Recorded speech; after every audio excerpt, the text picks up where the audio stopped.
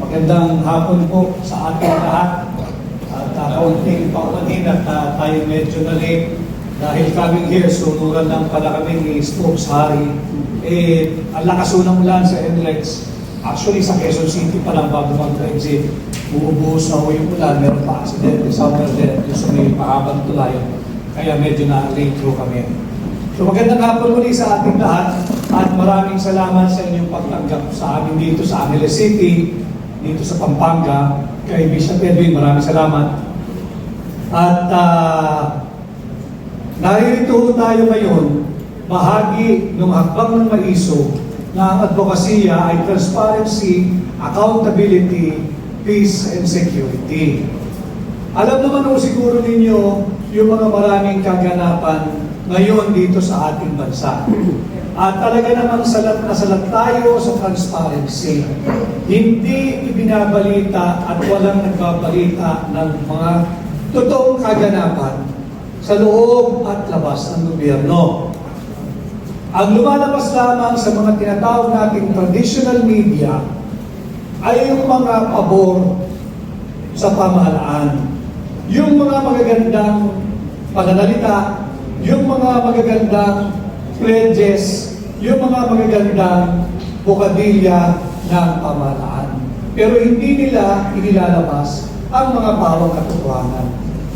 Just today, coming here, pag-usapan ho muna natin yung leadership or government with transparency. Mararamdaman natin, sinasabi na by mid-2025, magiging maganda na raw ang standard of living ng mga Pilipino. Kung maganda ang hinaharap at kaharapin natin, wala namang problema. Lahat yan ay ating layunin. Lahat yan ay ating pangarap. Lahat yan ay ating aspirasyon. But just today, lumabas yung inflation rate for the month of May. At patuloy na naman for the fourth consecutive month. Patuloy pong tumataas yung ating inflation rate. From 3.8% last April, naging 3.9% ang inflation natin noong May. Maging objective tayo sapagkat yan ang hakbang ng maisog, yung transparency. Bagamat hindi lahat ng problema or contributing factors ay may isisisi sa kasalukuyang pamahalaan sa administrasyon ni Marcos. Malaking bahagi nito ay kagagawan din nila. Ang inflation ho kasi nagaganap din sa buong mundo. Ongoing po yan. Just to be fair, just to be objective. Kaya lang, yung mga ginagawa pong hakbang ng pamahalaan ay hindi tutugon doon sa inflation. Ang sinasabi nila, pabababain nila ang kilo ng bigas ng 29 pesos per kilo. You cannot fight the law of demand and supply. Paano mo pabababain ng 29 pesos per kilo ang bigas kung wala kang produksyon? Ang sagot nila sa kakulangan ng produksyon ng bigas sa agrikultura ay importation. Bumaba sila hanggang 2028, di umano yata, I think, ay 15% na lang ang taripa. Pag binaba mo ng 15% ang tariff sa mga imported kagaya ng bigas, papatayin mo ang mga magsasaka. They will never be able to compete with imported products. May imbalance po kasi yung atong export at saka yung ating import. Ang isang self-reliant na bansa, kinakailangan mas mataas. Makikita mo yan yung kanyang export, yung produktong inilalako niya palabas kesa doon sa imported products. Pagka ang produkto mo, ang economy mo ay may imbalance, meron kang import imbalance, mas malaki ang ini-import mo, malayo pa doon sa sinasabi nila na pag-unlad ng Pilipinas at nating mga Pilipino. Ulitin ko, kaisa nila tayo doon sa aspiration na yun. Pero, malayo pa ho tayo ron. At huwag din tayong magpaparin lang sa kanila. Nakalagay dito, defend the flag, uphold, protect, and defend the Constitution.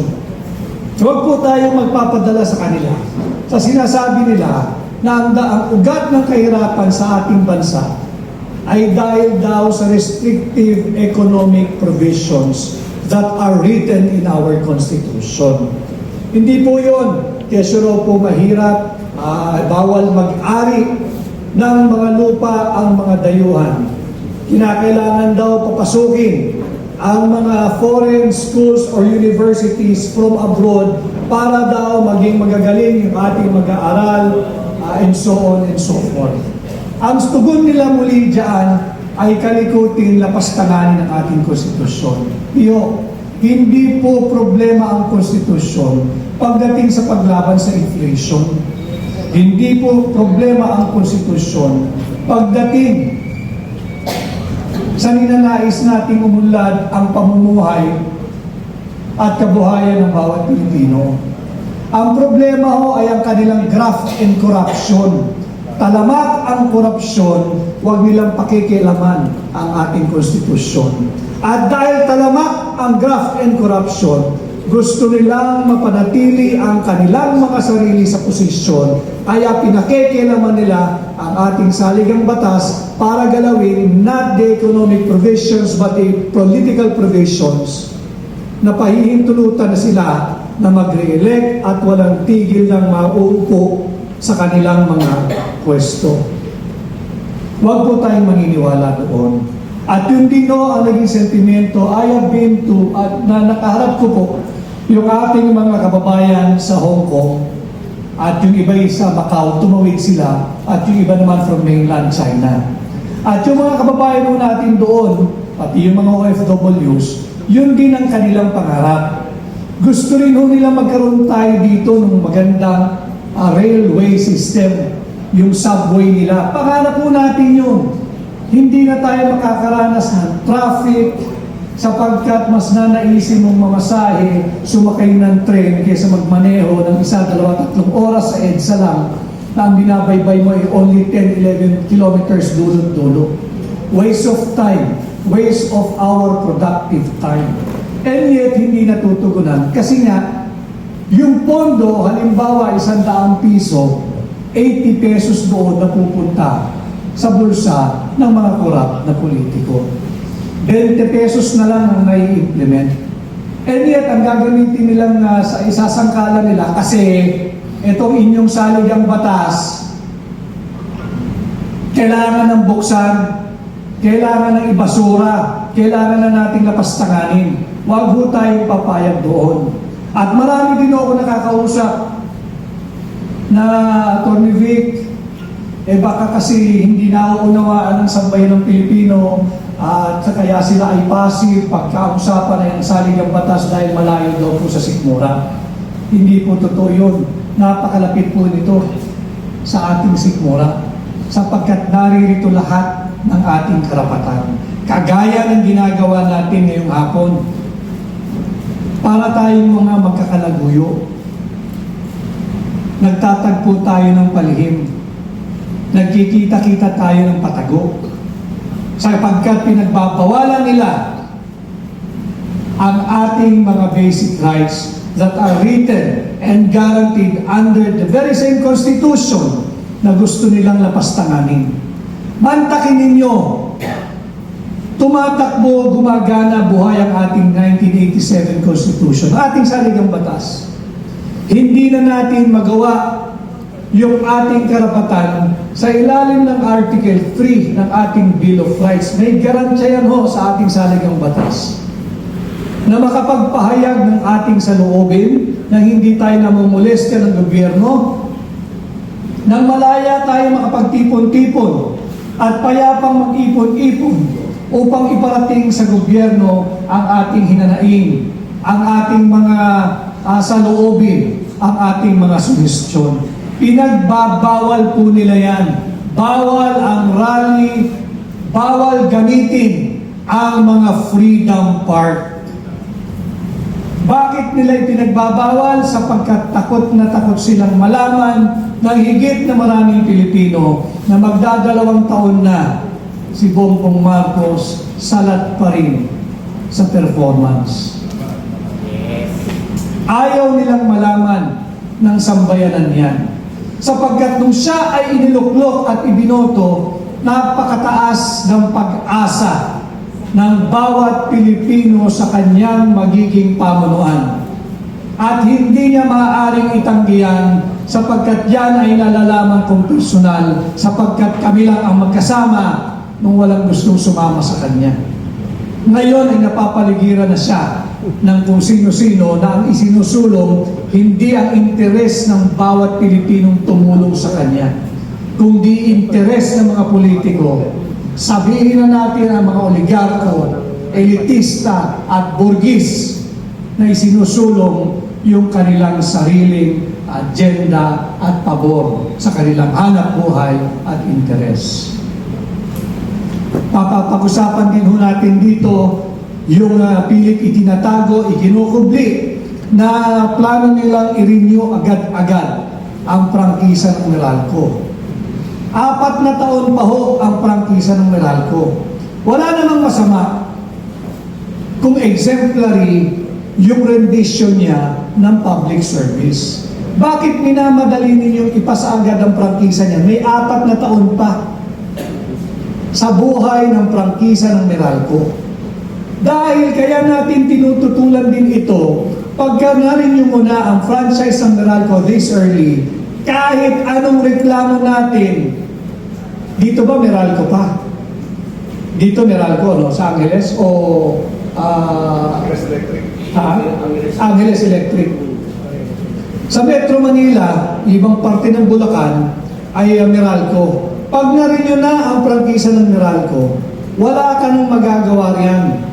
Kahit magreklamo ka, mataas ang singil, spotty ang services, meron mga overcharging, wala ka nang magagawa, narinyo na eh. Why don't the government first attend to the complaints, the many complaints of the consumers ng Meralco? Bakit tila minamadali, pati rin nyo walang Meralco? Yan yung mga isa sa mga paglapastangan sa ating mga batas ng kasalukuyang administrasyon. At papasok din ho doon yung tinatawag nating accountability.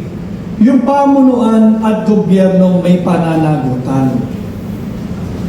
Ang dami yung nangyayari, sinususpindi yung mga local officials na nagpahintulot na magkaroon ng akbang maisog rally sa kanilang mga lugar. Hindi dahil sila ay simply a critic of the government, hindi o dahil simply sila ay bahagi ng hakbang ng maisog. Kaya ho nila pinahintulutan ang malayang pagtitipon-tipon at payapa ang pagtitipon-tipon ng mga hakbang ng maisog sa kanilang lugar sapagkat kinikilala nila ang saligang batas at kinikilala nila yung Batas Pambansa 880. Yung Batas Pambansa 880, ito ho ay batas na ang title nito ay ang kumikilala na malaya ho ang Public Assembly Act of 1985. Yung BP 880, ironically, ang pumirma po nito, ang nagpasa po nito, yung ama ng kasalukuyang Pangulo, yung binansagang diktador. Diktador na yon, pero kinikilala sa batas at pinirmahan niya yung Public Assembly Act of 1985. Etong kasalukuyan, sinisikil po yung ating karapatan na malaya makapagtipon-tipon. Nakakatakot, pero hindi tayo aatras. Yes. Alam kong marami nag-aalinlangan dahil sinususpindi yung mga officials na kumikilala sa saligang batas, kumikilala sa BP 880. Kinikilala nila ito dahil mararangal sila ang lingkod bayan. Hindi dahil sila ay sympathetic o miyembro ng hakbang ng maisog o hindi dahil sila ay kontra o kontrapelo sa mga maling polisiya ng gobyerno. At yan din ho ang ating idinudulog ngayon. Umikot po tayo, galing na po tayo ng iba't ibang probinsya, galing na po ako sa Hong Kong, kakababalik ko lang mo kanina, madaling araw from New York, nagkaroon din puro ng hakbang ng maisog USA. Very successful yung event. Pumarada po kami sa kanilang celebration ng Philippine Independence Day celebration. At yung hakbang ng maisog at Sara Duterte supporters, New York, yun po ang pinakamalaking contingent. Ano ang ipinapahiwatig nun? Pati po doon sa ating mga kababayan sa labas ng bansa na nagmamahal sa Pilipinas at kapwa nila Pilipino, disgustado na.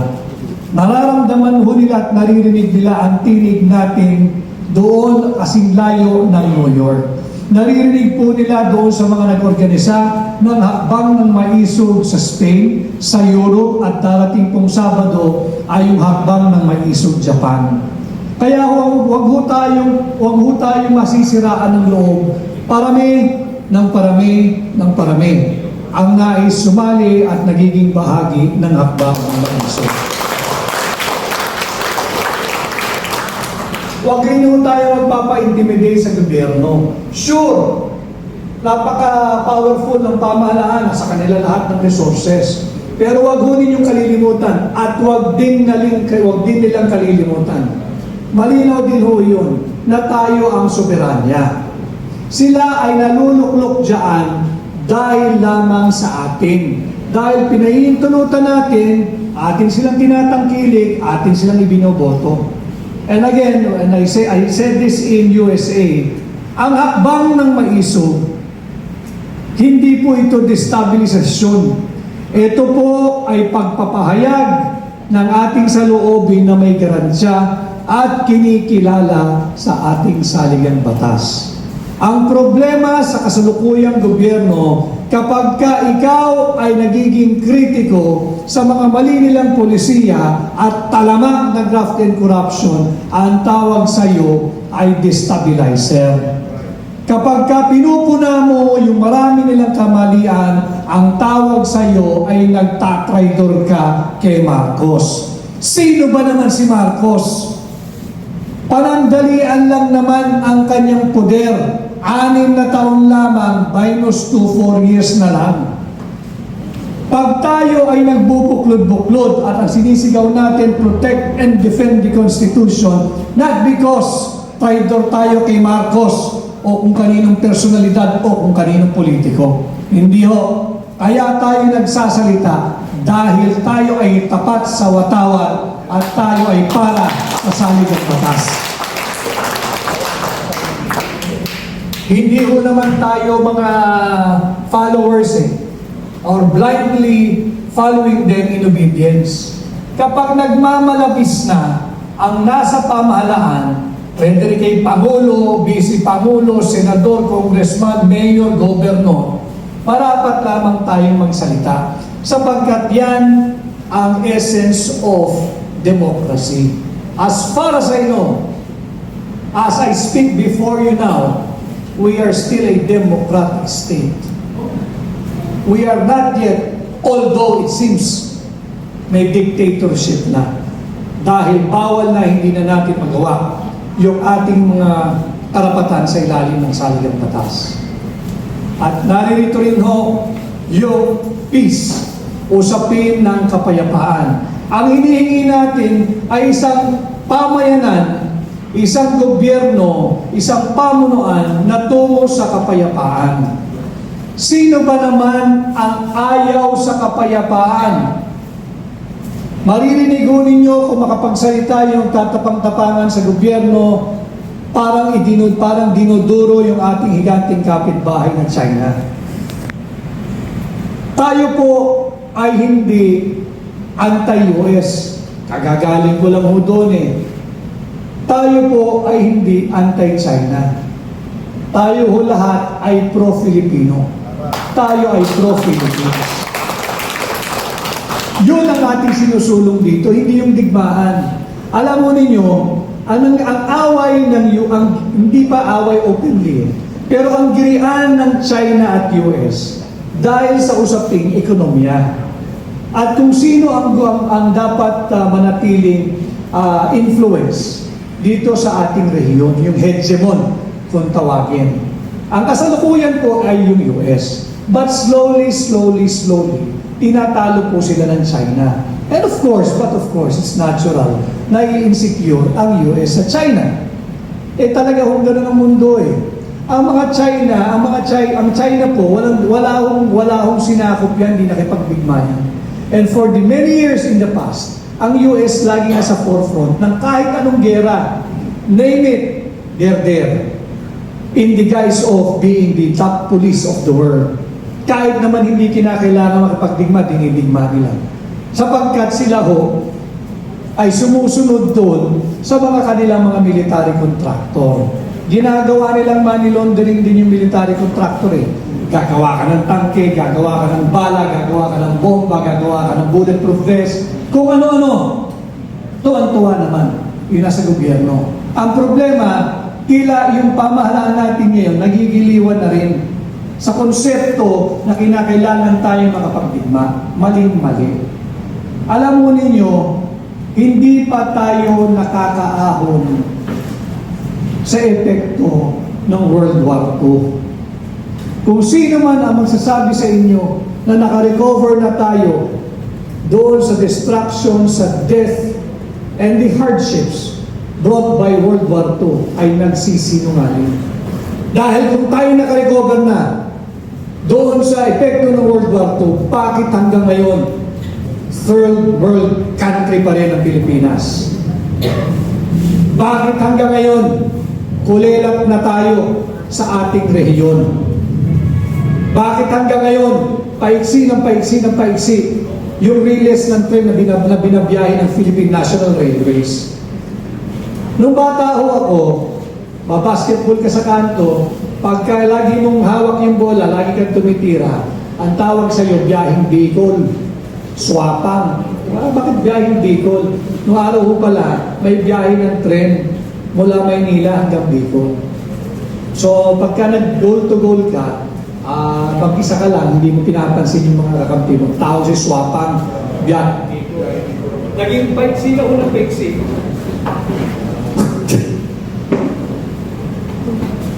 Naging paiksi ako ng paiksi yung kilometers ng ating relays. Imbis na humaba. Ano naman ang significance kung umiiksi hindi humaba? Kapag ka umiiksi, ibig sabihin, wala tayong progreso. Hindi natin na-maintain. And yet, gusto pa natin ng gera. Noong World War II, there were only about 17 million Filipinos. At mahigit 1 milyon Pilipino ang namatay ng World War II. Handa ba tayo na makapagdigma sa China? Ang gusto lang naman ng dalawa ay mag-usap tungkol sa kanilang kalakal. Ang gusto lang naman ng Estados Unidos at China mag-usap tungkol sa hanap buhay. Bakit tayo? Kapitbahay natin yung China. Bakit hindi natin magawa yung ginagawa ng Estados Unidos? Bakit tayo nagiging sunod-sunuran sa ating foreign policy doon sa dikta ng Estados Unidos? Tama rin po yun. Ang architect ng ating foreign policy ay ang Pangulo. Wala pong debate ron, wala tayong magagawa doon. And he doesn't even need an advisor or an advice from anyone to craft his own foreign policy. Sa Pangulo po yun. Pero sa pagguguhit mo ng iyong patakaran tungkol sa pakikipag-ugnayan ng Pilipinas at Pilipino sa ibang bansa, ibang lahi, dapat unahin mo ang interes ng iyong kababayan, dapat unahin mo ang interes ng Pilipino, dapat unahin mo ang interes ng Pilipinas, hindi ang interes ng pamilya mo o ng Estados Unidos o ng China. Yun ho ang dapat niyang unahin. Hindi ho natin kailangan ng gera. Maniwala ho kayo, pag uwi ho ninyo ngayon, pagtapos ho namin magsalita rito, pagkatapos ng open forum, yan ho yung isang malaking bagay na magiging bahagi kayo na habang ng maisog. Kausapin mo ninyo, imulat ninyo yung inyong pamilya, yung inyong kapitbahay, inyong kaklase, inyong mga pamunuan sa iba't ibang barangay, lungsod at probinsya dito sa Pampanga. Hindi natin interes ang gera. Huwag tayong susunod sa interes ng ating banyagang aliado. Sure, the United States is our oldest treaty ally. Andiyan nga yung Clark eh. Diba? Yan eh, makikita natin. Yan yung isa sa mga rebulto nilang naiwan dito. At nandyan na naman muli sila ngayon. Pero hindi para tulungan ng Pilipino. Huwag mo tayong padalos-dalos na gusto natin din ng gera. Nagtatapang-tapangan. Kung merong umaangkin, kahit katiting sa ating teritoryo, I agree, and I know you will agree with me, labanan natin. Amin yan, ba't mo kukunin? Kaya lang, war is not the option. War is not an option. We have to talk to whoever that nation is. Halimbawa, China, may issue tayo, makipag-usap tayo sa China. Hindi natin kailangan ng gera. Magkano ang halaga ng isang bala? Ang halaga ng isang bala ay napakamahal. Higit pang mahal kaysa sa halaga ng 1 kilong bigas. Pero hindi kailangan ng Pilipino ng bala sa kanilang pinggan. Ang kailangan natin ay bigas sa bawat hapagkainan ng pamilyang Pilipino. Huwag tayong magpagdiba, huwag tayong magdiba sa ulo, huwag tayong maging war-free. Ang kailangan natin ay pagkain, makakain, kasiguruhan sa trabaho, hanap buhay, negosyo. Yon ang kailangan ng Pilipino para tayo umunlad at para tayo ay makaramdam naman ng konting luwag sa buhay kagaya nung tinatamasa at nararanasan ng ating mga kapitbahay sa Japan, sa Singapore, dyan sa Hong Kong, maging sa Estados Unidos. Sino ba naman ang gustong lagi na lang tayo third world country? Sino ba naman ang walang magandang pangarap para sa ating mga sariling anak at mga darating pang sabing lahi? But in pursuing those grand dreams, grand visions and grand aspirations for our own children, for the Filipino youth and for the generations yet to come, war is not the option. War is not the avenue.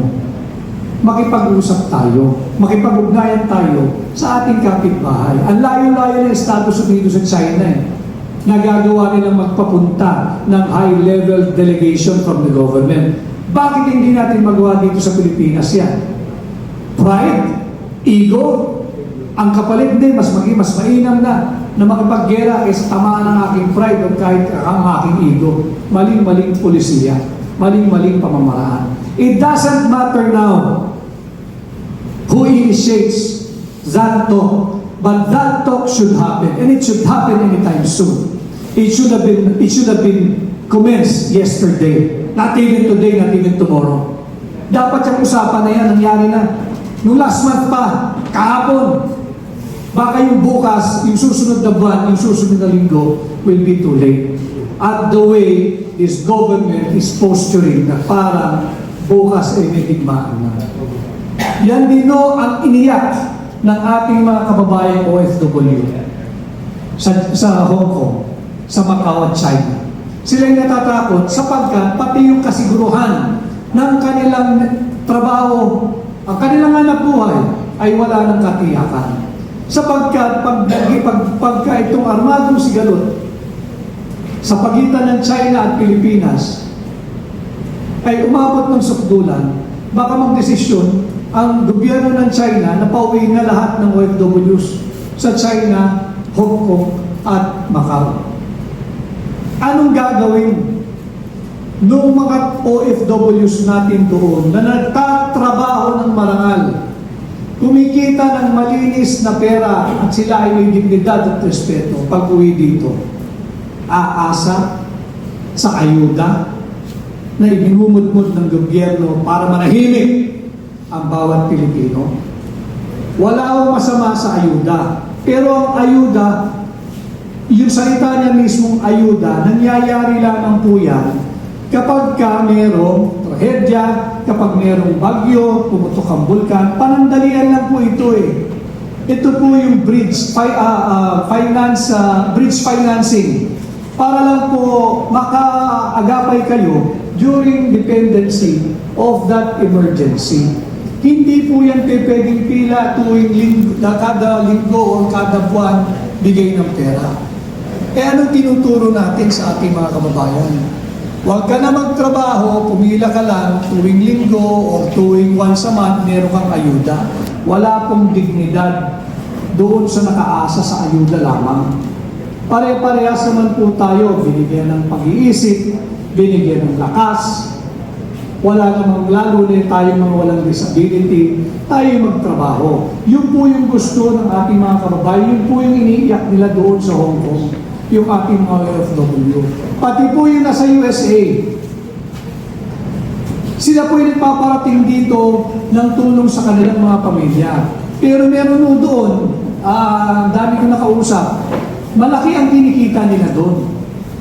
Kaya lang, dahil hindi rin naman nila mapabayaan yung kamag-anak nila dito, mas malaki yung halaga na pupunta rito. At sila nagkakasya na lang kung anong matira.